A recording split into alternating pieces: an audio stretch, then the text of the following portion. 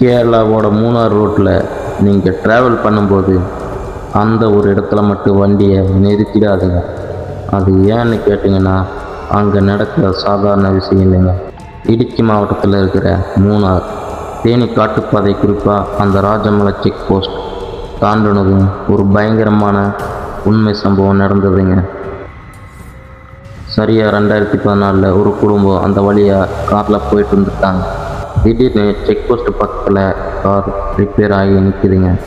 காரில் இருந்த அவர் ஹஸ்பண்டு கீழே இறங்கி ரோட்டுக்கு அந்த பக்கத்தில் ஒரு சின்ன பையன் அழுதுகிட்டே இருந்திருக்காங்க. தம்பி ஏன் அழறன்னுக்கு அவர் பக்கத்தில் போய் கேட்டதும் அந்த பையன் நிமிர்ந்து பார்க்குறாங்க. ஆனால் அது மனுஷ முகம் இல்லைங்க, ரொம்ப கொடூரமாக இருந்திருக்கு. அடுத்த சில நிமிஷத்துலேயே அந்த குடும்பமே அங்கிருந்து மர்மமான முறையில் காணாமல் போயிட்டாங்க.